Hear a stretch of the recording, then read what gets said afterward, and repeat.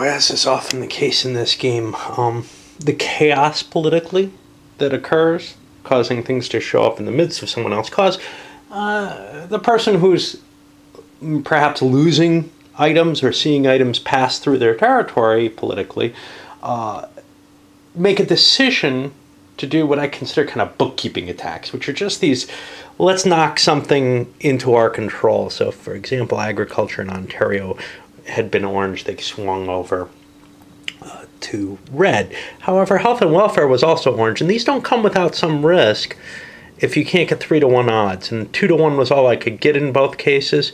And in one case, I lost 4 constituencies, a major swing, putting orange into the lead in the constituency race by far here.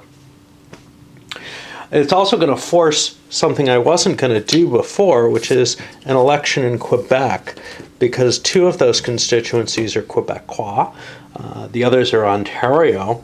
So that's weakening that sort of solid basis. Now, one thing I was thinking about when elections aren't called by card, what that might indicate is not that there are no elections going on during this period in that area. That would be unreasonable because there are scheduled elections as well as some emergency elections. But more along the lines of, actually I don't know if there are emergency elections in Canadian politics. More what it may indicate is what's essentially safe districts, safe seats. It's quite possible that by holding the card and having the majority in that province, you're basically saying, yes, the elections are happening in a mechanical fashion, but the populace is not changing its mind. Some areas become ideologically aligned. And that kind of helps explain why the elections table is so variable and everything. There's a lot of abstraction here that you kind of got to reach to come up with an explanation for, or at least I do, because I'm not as clever as I could be. Anyway, we got these couple elections to take care of. And the outcome of that election has left things kind of chaotic.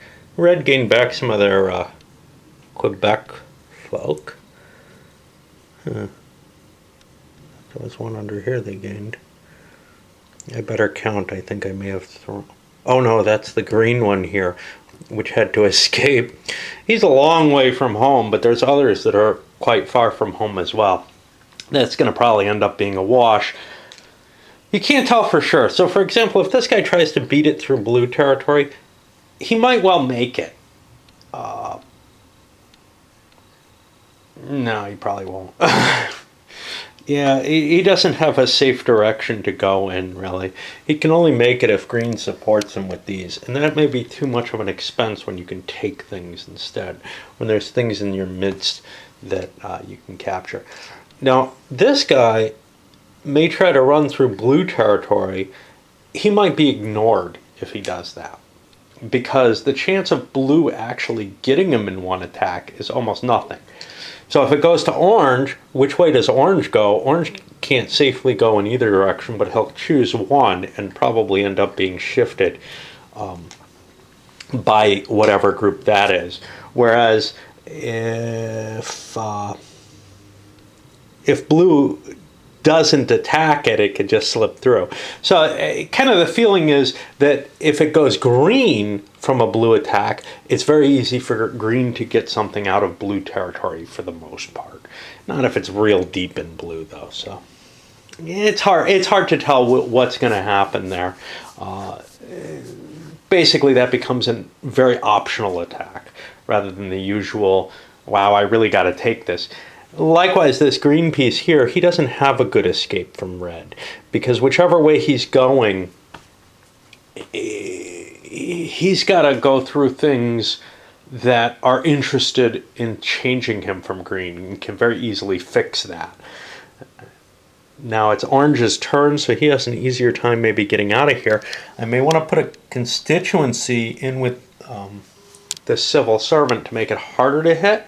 On the other hand, the constituencies can probably get out on their own, but the civil servant may not be able to. Stacked together, though, I might be able to grab an issue. That gives me an additional strength point and more of a chance of sort of limping my way out of there. Also becomes more of a target, though, the more valuable it is. So there's that kind of decision making that has to go on in it. And the fact that people are trying to get their pieces out safely and are making those decisions to make it harder to attack their pieces means, to a large extent, that we're not seeing issues showing up in here for the most part. It's just not worth playing them usually. Okay, onward.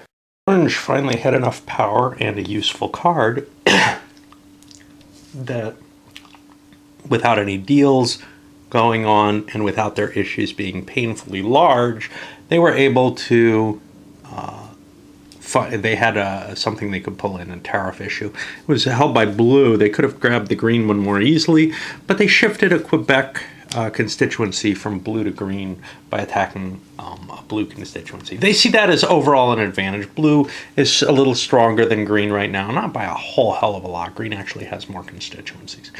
They also conducted some of the cleanup attacks, pulling this out of here, and then they launched an attack against these, which they lost. You can see the risk of that 2-to-1.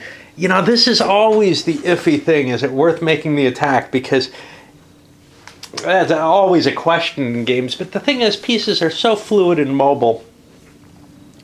It's just that the risk was higher than the gain, but the gain would have been impressive. A couple of these kind of powerful attack pieces.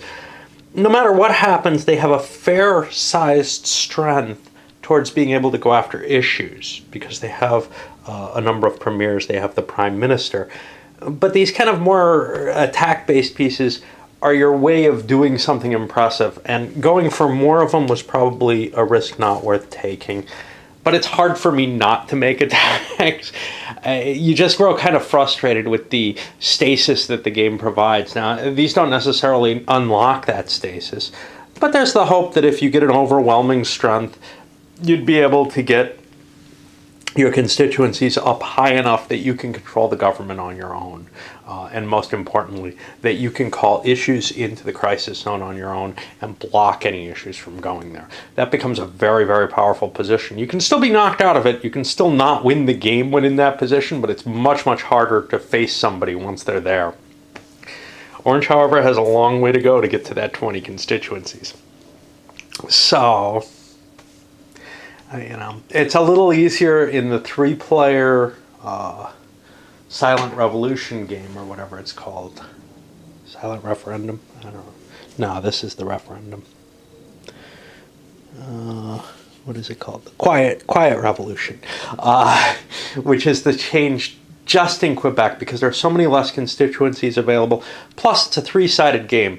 It is often possible to gain control, to gain dominance in the 3-sided game. It's very hard to do it in this 4-sided game just because you've got 3 people who can beat up on you. Now, granted, only 2 of them usually actually can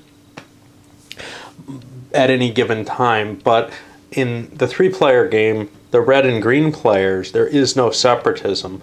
The red and green players have the ability to kind of, they're off on the ends, both of them, and they have no threat from this direction.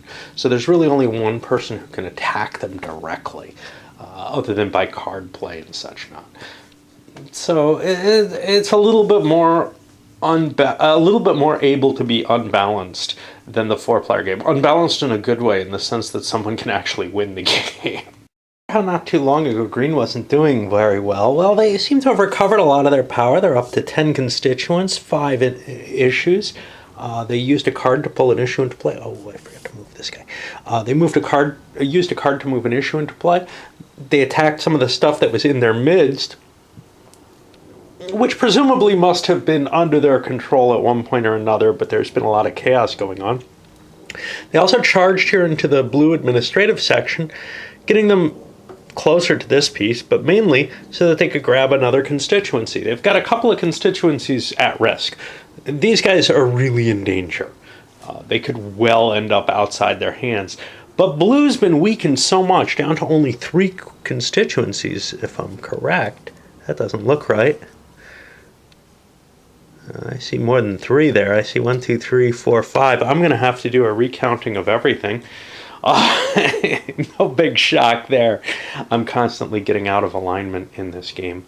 But usually the constituencies have been okay. It's the specific issues that have been my problem. But now I got to do that whole recount because I just noticed something's way off base. It appears just a couple of constituencies disappeared. They're still on the board, which is good, because it is possible that with the exchanging of counters, sometimes I lose constituencies, and that's really a nightmare situation that I don't know how to resolve. Usually I resolve it either by quitting the game or coming up with some fake patch like, well, let's roll for who gets it, or, oh, well, I guess several Canadian citizens have been removed, like in 1856. Anyway, what we got is just blue was behind in numbers. I think green was off by 1 as well. I think I had 1 too many accounted for there. I thought I was 2 off in orange, which seems strange that orange would transfer to blue. It turns out I forgot to count those guys way out there.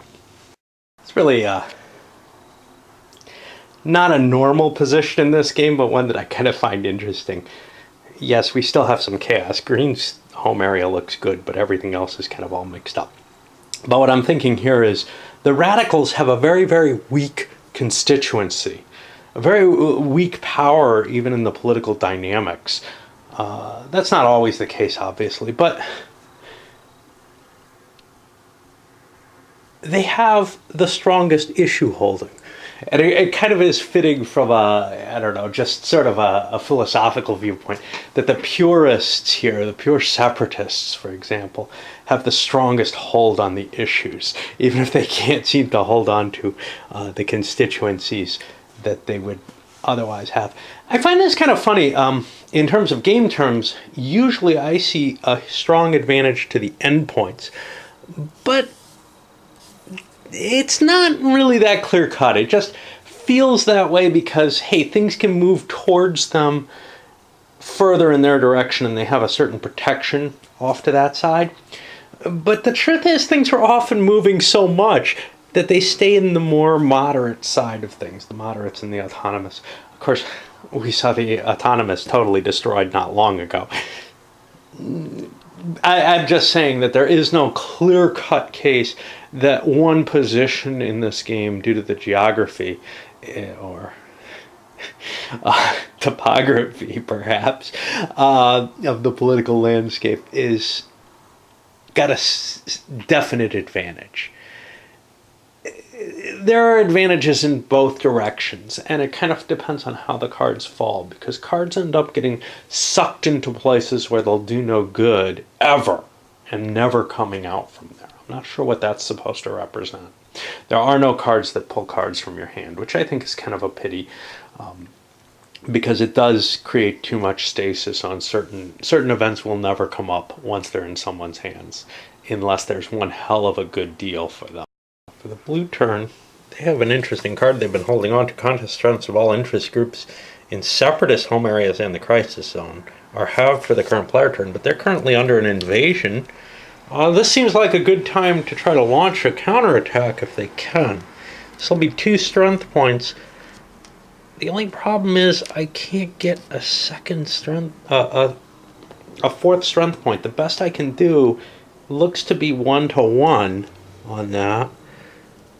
I'm just not in range. This guy isn't in range, and he's a premier and can't really do it. But that looks like it's probably my best attack. Get some combat ability, or some debating ability, as it were, within my within my coalition, because I've been stripped of almost all power at this point, and I need some kind of combat, some kind of ability to capture things, or at least to hold on to this crap. Although it's hard to attack things when they're deep in. This shouldn't even be here. Jeez, I don't know how that got knocked off. Something moved off of it. I'm gonna throw it into place there. That probably isn't a reasonable answer, but I probably thought there was, oh boy, control points in places and moved my pieces off them. This is an illegal thing to do, but yeah, I'm not. You know what I think probably it was? This piece was back here, and these were on this other one here. And I'll just leave them back where they were. All right, that'll resolve the issue in a more reasonable manner. Anyway, I think I want to play that card. I have not yet drawn my 2 cards, though. Have I? Yes, I have. I drew more elections that I'm going to run, the Alberta and Ontario ones. And I'm almost certainly going to do those. On attacks are always dangerous. You can see that did not work out well at all. Green's got more power. All the more reason I need the elections. Question is, do I need the Quebec election too? I've only got 2 constituents in Quebec. It's tempting. It really is. Except I'm sitting on issues with those, and I've got the premier. So it's likely I'll get an advantage in Quebec and get the premier back, but it's not guaranteed. You know what? My position's so bad, I think I have to do it and risk those issues. I'm at a -3 on the table for being over in the grassroots section. So that means only on a 6 do I have a chance of losing something, and then it's only a 50-50 chance because I'm at the end of the spectrum. So I'm going to go for it. That series of elections caused a massive upheaval. We got orange over in here with a long way home, but a lot of supporting pieces nearby, so some of them might come through. Red up here with an issue. They're probably not going to make it out. But blue is just hammered. They're down to 4 Quebec, which is, you know, the most, or tied for the most, constituencies, and nothing else left on the board. They lost... they may have lost 1 piece somewhere. I'm not sure where. But they gained overall in constituencies, I think, off of this. But not in terribly pleasant places. They're not going to get a chance maybe to save those guys. It's hard to tell. This one may be because red's got a long way to convert something from blue in their direction. But if they turn it green, it'll cut through blue probably, and then blue can get it back. But if they manage to turn it all the way to orange, it may go striking through the red pieces. Of course, there are, again, supporting pieces, which makes the issue more difficult. So this one may be worth just passing on for red. Just messes everywhere. We've got Alberta's premier. The premier for Quebec changed hands. Got that over here in Orange's hands now. They have a tied amount. They also have 4 Quebec constituents. I like when it gets messy like this. I like playing out the maneuvering for the constituencies. The problem is it's not what you need to win the game, and what you need to win the game is really hard to either keep your eye on the ball about at all, especially in the solo game, but it's also frustrating to go for, so it seems so much better to just try to go for the ability to interact and to grab constituencies. And that's kind of where the game always devolves for me. And it may be part of, you know, the fact that it's hard to keep your eye on the ball and that there are more interesting, fun things to do is kind of why the game may never end. But it also is that discouragement, realizing that I don't think that you can push this game into a victory very easily. Of course, there are other games that I enjoyed just as much. It's just, you have to, you know, with that realization that you can't win it. It makes for a bad video game. But the truth of the matter is, I think it represents the situation better than one where someone could really dominate the political landscape completely. So that's, you know, it's just a matter of, well, how long do I want to play? Chaos that blue created with all those elections is opportunity for people. So red was able to pick up quite a few constituencies and actually escape with some of their pieces here. They've got this guy kind of here. He's probably pretty safe.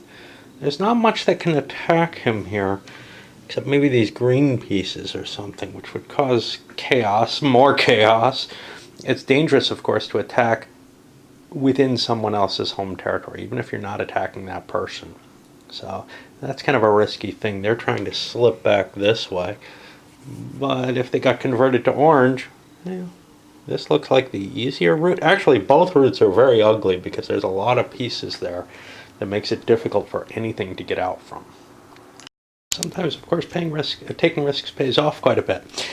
Orange had a card to convert and got very lucky on the civil servants. All but one of them are in their hands now, the one being the finance minister over here. And then they used that additional power to conduct a number of attacks, mainly in the red area, as they're fighting their way through, and they captured a lot of constituencies. They didn't launch this attack or the one-to-one here or anything really kind of goofy, but they did pick up a couple of constituents here, a couple here. They took the Alberta one out of here. Just grabbing a lot of these. They're up to 19. Now, they had a British Columbia election, which could have pushed them to 20. 20 is your goal, but it's not... See, it doesn't win you the game. And it doesn't guarantee shit. All it does is, if you have that 20, you can prevent anything from getting called into the crisis zone. And you can call one issue per turn on your turns without a problem. You can ensure that whatever cards you have are going to work going into the crisis zone. So you have a lot of ability from it, but it doesn't guarantee you the win right off the bat. If you can get a sustainable 20, that's great, but this isn't going to be sustainable because there's these pieces out here. Worse, people might start targeting orange. Not that orange has a lot of issues, but in order to pull some of their constituents into the crisis zone so they can attack them more easily and strip them away from them. There's also the simple fact that all these in here, a lot of them are going to fall to red perhaps. The problem? Red doesn't have a lot of fighting power. There are no issues assigned to any of the orange pieces here. They're just limping through there, so premiers aren't going to count. Prime Minister is in orange's hands anyway. It really kind of means they might be able to pick off a couple constituencies, but they're probably not going to get much of it from that directly. Which means orange is in a stronger position, a much stronger position, but it's no guarantee of anything yet. We've got to get above that 20 in our home area, or close to it, or stacked in big stacks or whatever. You're never completely safe in this game, but it has kind of re-energized me a little bit about it, in the sense that this one may reach that tipping point within a reasonable amount of time. So we'll play a little further, see if it flattens out or not, basically. Attempted to affect that kind of coalition. I guess they required both other players, and they were happy with that idea, to call issues into the crisis zone, hoping to hit orange pieces. Nobody would agree to it, or the agreement fell apart in some means or another. I don't go into all the specifics of it. I just kind of roll the chance of an agreement coming about based on what I assess its chances overall. And this one failed. Odd even roll, whatever. So Green then took out their revenge, essentially, called an issue into play anyhow, getting something of blues, or what it was, a tax issue, into the crisis zone, got themselves a constituency off that, consolidated the stuff in their territory, including the finance minister who was there. They made one foolish attack, though, over here, a 2-to-1 at +1. Another constituency, a tax issue that they knew was a tax issue, and they wanted a second one. It seemed like worth the risk, although a little iffy, just because they have some cards that control what happens to the special interests. So they can shift those special interests if they lose enough of them. In fact, they've got a pair of cards, one that'll shift them towards blue and then one that'll shift them back. that I think if they play correctly, they can get all the special interests if they desire. I'm not quite sure about that. But they certainly can shift all the orange ones out of Orange's hands at this point on their next turn. So it's not that big a risk. It's just they would have rather not have to play that card because they have enough special interests right now. They don't need all of them. If they have all of them, it's not that that makes them too powerful, but it makes them too vulnerable to some of those cards. Now, they're holding 2 of them in their hand right now, so they have a lot of control. But, you know, whichever one they play goes back in the deck, and the deck is getting smaller and smaller as people are holding more and more crises that they can't play because they don't think they'll have an effect or because they don't really need them played. Eventually, it might come to a point where people want crises and start cutting deals to get them played. In general, though, I'm very reluctant to play that way. Just a matter of temperament, which I've discussed before several times. Poor Blue is in a lot of trouble. Lots and lots of issues, no constituents basically, and very little hope. Green was in this kind of position before though, and they recovered. Can Blue get out of it? I don't know. It's hard. It may be harder over at the edge like this. Over at the edge is great if you've got power, because power may keep shifting towards you. But once you're stripped of power, things don't pass through you. You don't get control through other people's actions. It has to be your own doing, and you don't have the strength to convert stuff in your direction. The one cool thing, though, is, of course, elections, when they come up, can gravitate towards you. But it doesn't look good for the separatists right now. They might start seeing their issues falling.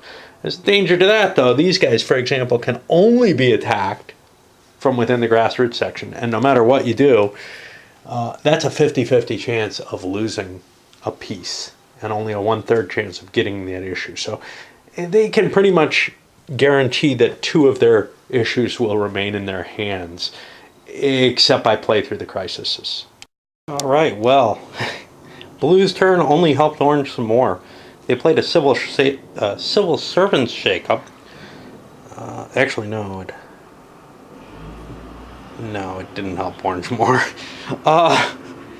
They played it created more chaos is what it did.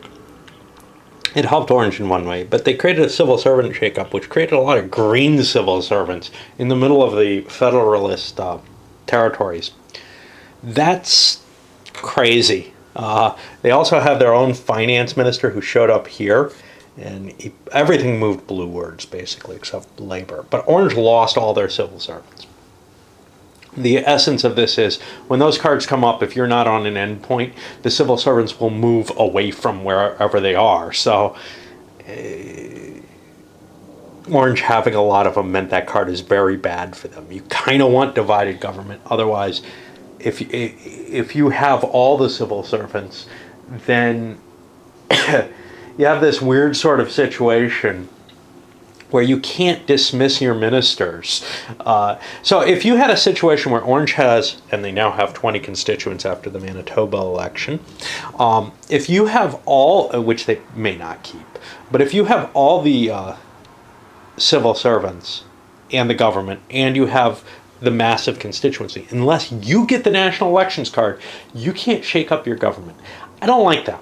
I really wish that there was a way that you could change the tenor there. I know I've already gone into some explanations of why that's maybe not a reasonable case, that these currents may not be the parties involved, that the prime minister may have the people he wants, even if they're all to the left or right of him or whatever. But to some extent, if that current is powerful enough, it probably is centered on a party and probably can largely should be able to control this kind of issue. It's not the case. And there's no way, you're not allowed to break the rules with that 20 vote thing, which is kind of one of the things that I dislike, is that I feel like you should be able to shift something with it. It should be here. Anyway. Such as the other effect was to give Orange the 20th constituent off that electorate, and the Manitoban premier, which gives them some defense here. That'll probably get trashed at some point. But the simple fact that they've got 20 votes, if they can hold that through the red turn, that's a big if. There's a lot of vulnerable pieces in the midst of red territory. But if they could, then they get at least one turn of advantage. And they do have the advantage that nobody's going to pull an issue at this point. If red calls an issue through a card or whatever, it's just not going in. But red's got plenty to do with all those orange and green pieces in their midst to grab, especially the orange constituencies. That's probably what they want to get, which means the green civil servants may go through the fairly safe blue territory. With no blue pieces, blue is almost a second home to them, we think. Anyway, onward and into the red turn. The Federalists were unable to completely take care of the orange problem in their midst. Now, some of them are going to be leaking out, but they decided to throw the Manitoba-Saskatchewan election because they actually had none of the constituents from Saskatchewan and a fair chance of keeping the premier. They have a decent number of premiers as constituents they're worried about, and that election succeeded in knocking Orange down below 20, which the attacks hadn't, but it had another effect, which was to cause both the premiers for a 2-point shift for Orange. The premiers for both Saskatchewan and Manitoba are now separatists, which is really weird if you try to think about it. These are sections that really couldn't survive in a separatist environment, probably. There might be some possibility of, hey, let them go. That may be the attitude there. But there's no strong separatist movement in Quebec right now, or anywhere really. Quebec is the closest to what there is. And it's hard to accept that there would be strong separatist feelings there, whatever separatism might mean. So, I don't know. But anyway, that kind of shakes things up a little bit more because blue has a couple more constituents now, in kind of a weird way of trying to get out of things. Red did make some gains too, not as much as they would have liked, but man, you can see that this was the big problem, is they lost a battle here and gave some more Ontario over. They were considering throwing an Ontario election because of this loss, but they've got the premier and they've also got an issue that they need that he's sitting on, and they don't want to lose him for that. They can hold it off till next turn. If those guys get out of there safely, and we'll be in the same position and we'll be able to plan for losing Ontario, the election in Ontario. Not losing it, but the actual election, and see if we can gain some ground from that. Well, Orange came close this time to not winning, obviously. Their issues are too low. But to grabbing the constituency they needed, because they just pulled the national elections card. They didn't want to do anything else. They ran a bunch of options to try to grab the constituencies, but they lost one battle that went the wrong, that they actually lost a constituency on. Had they just tied on that, they would have gone over, and they might not have fought all the battles that they did had they just tied on it. Anyway, what they ended up getting was one short, and they'll keep playing it out. They want to get all those civil servants, and instead of concentrating on capturing the civil servants, which might have been useful had they not drawn that card, they instead worked on getting the constituencies, because then, well, they could block any cards. As things stand right now, it's pretty obvious that everyone would move against them on anything they tried to do in terms of bringing an issue into play, or if they tried to run the national elections, that some kind of coalition, that a coalition of all the other players would form against them. They're too powerful. They're too big a block that the extremes would rather ally than have too moderate of a government, as it were. We're getting close to the period where someone might actually call the national emergency, just out of the fear that Orange is too potent right now. Not going to do it until the constituencies probably reach over 20 in a sustainable manner, but Green is seriously considering it, just to make sure somebody loses. Is that realistic? Probably not. This is Canada, after all, like the United States. It's a fairly stable democracy. You don't really see something along that line, some kind of revolution, but you see hints of it. There's no question. There's hints of it that were present in the separatist movement. There's hints of it in the United States by far. Even, now in the 21st century, we're seeing claims of secessionism and the like that, non-violent revolution is what the words are, but there are also a significant portion of people who actually do believe that, guns are the answer to a government that they don't like. It had a kind of sedate turn, but they used a card that I haven't seen before, this vacation scandal. Well, I haven't seen used. The civil servants all go back to the grassroots section. This allowed them to pull their civil servants out from all over the board over here. Now, this sent other peoples back too, which may have denied them an opportunity to attack one, but they had so many out in the field in useless places that it allowed them to rescue them, essentially, and then conduct some attacks, including one against education. They brought a crisis in place and took an education from Orange, as well as grabbing a couple of constituencies and putting themselves in a stronger position. Right now they're actually significantly more powerful than Blue, although Blue has a lot of issues. Basically, we're at kind of the point where you'd want to swing into Blue and take those issues because they're vulnerable. But the problem is there were better things to do at home.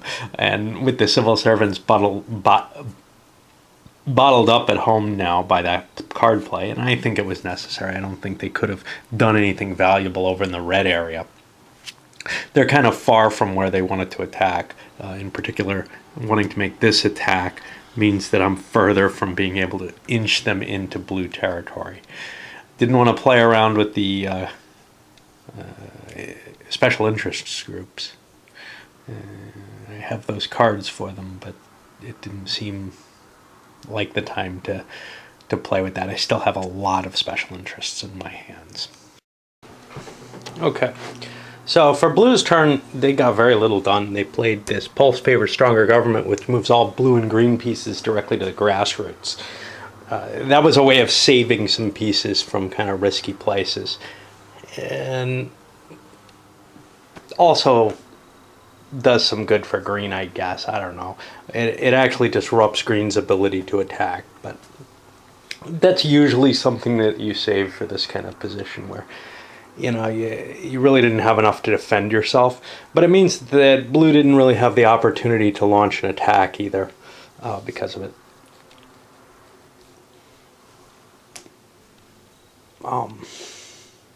Not even on something that they could call into play there. Something I wanted to say and now I forgot it.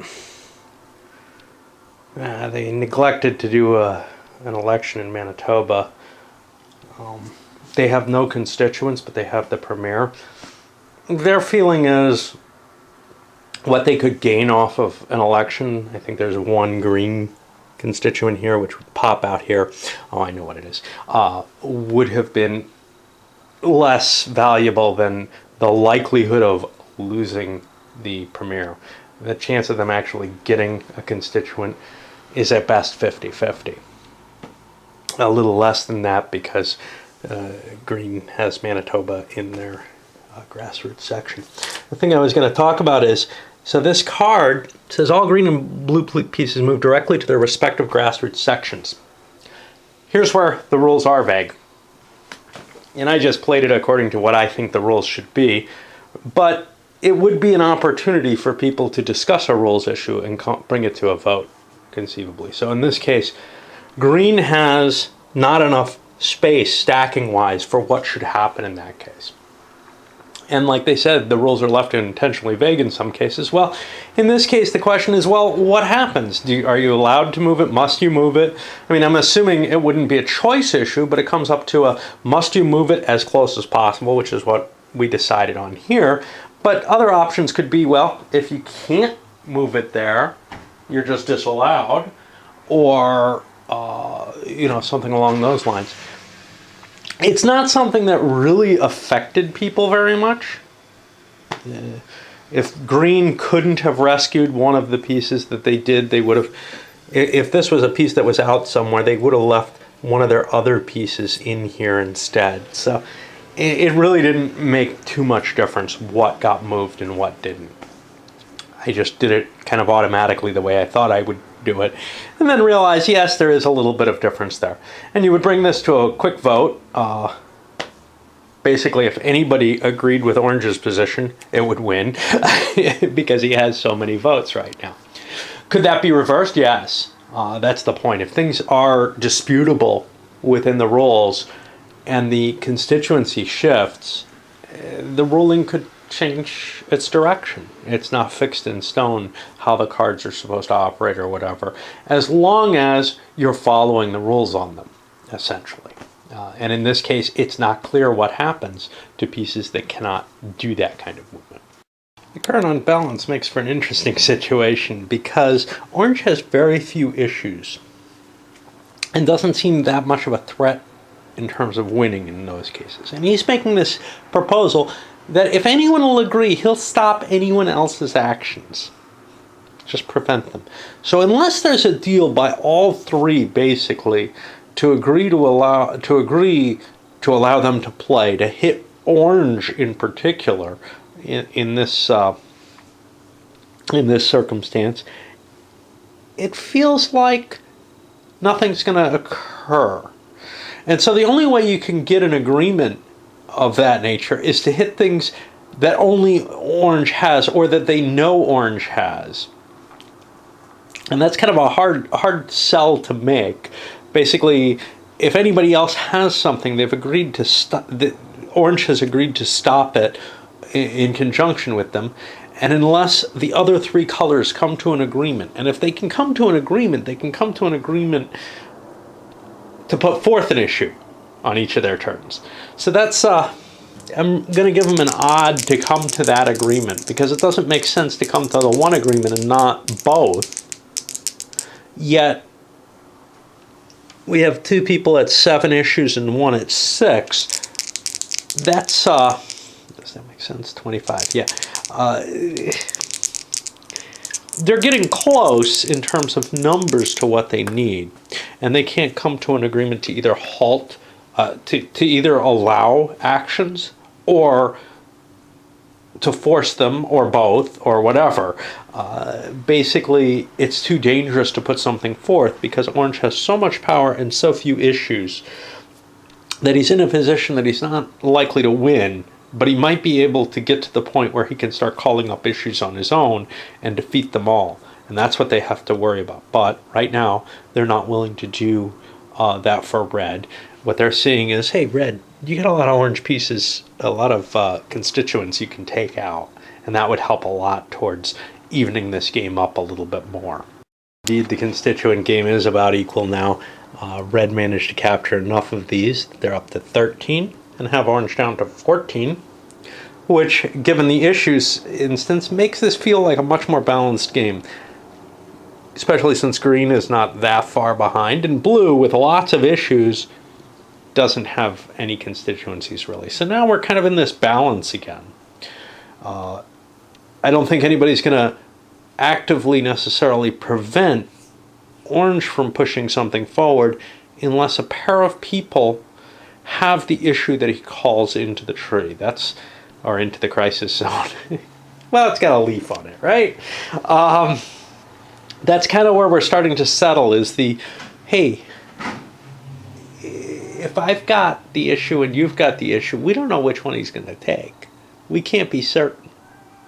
He might go for the easy shot. He might go for the closest color. Who knows? Unless there's some compelling reason to believe that that issue isn't a danger to me, I'm not going to accept it. And in particular, what that means is that a red-green alliance is sufficient to prevent an Orange play. And as long as that's the case, well, unless it's a guaranteed blue hit, orange can't get away with it. And that's kind of the problem that's surfacing here. Would they let orange promise and swear that I'm not going to hit you? Why take that chance? I mean, what's the point of pillaging blue? That doesn't help anyone. If anything, green and red have some opportunities to attack blue, actually. And opportunities that they see no reason to allow orange to chime in on. A real sort of stasis is beginning to devolve here. To the extent that I think it's just about over in terms of, I don't think anybody can get a grip on anyone else. Because remember, the deck is getting smaller. People are hoarding cards. Crises? Nobody's willing to play them.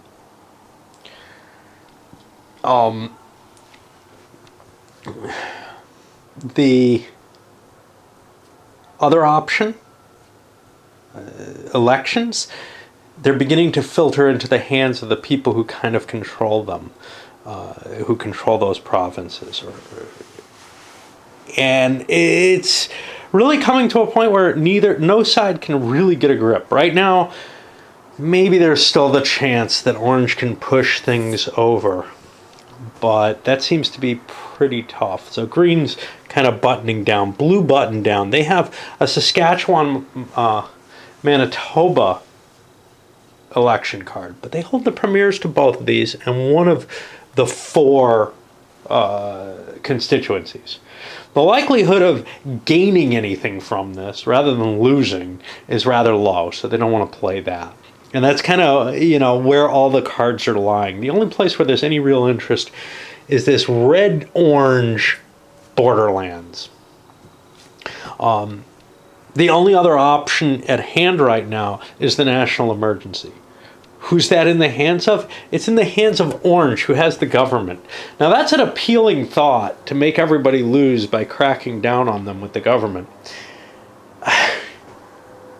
But that's not a victory, right? And the chances of success are low. Assuming everyone opposes them, they've got only a 1 in 6 chance of even creating the emergency. So unless they can get support from someone who's in favor of this emergency, and there are people who might be,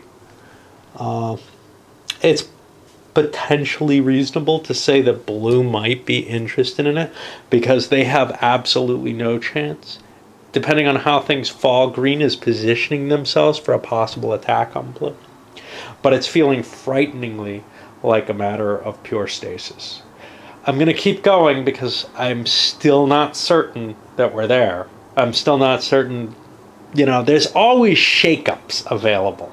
There's those cards that shift, the interest groups. There's the possibility of a national election. If orange can get their constituents up, they're holding the card for that, they could grab all the civil servants. How much good that does? Hard to tell. Because they don't have an easy target next to them. And as I've been looking at green's attempts on blue, the possibility of that, how valuable is that? Well, green could pick up a tax that they need at high risk attack. But getting a tax on any of these others is tough. Language, they could conceivably get that as well. They have all the language they need. It's just, wow. And usually I end up abandoning this game because I decide it isn't going to go anywhere. I don't know if I've ever finished a game in a victory. I know that I've finished ones in losses due to the national emergency attempts. Part of me kind of desires to try that out, but I know how futile it is. And something really mocks me about doing that. The government's too damn moderate. Move. That's just such a ridiculous argument. And actually, it's that the government is so moderate that they want to crack down on the extremists and arrest them, is what it comes down to. That seems ridiculous. I mean, almost any invocation of the national emergency rule seems completely ahistorical. And it really is in some ways, very much expressed in the game as this is the most unrealistic part of the game, that Canada would actually devolve into this. All right, I'm going to load this one up. See if the next video decides whether we keep going, because this one's gotten long enough.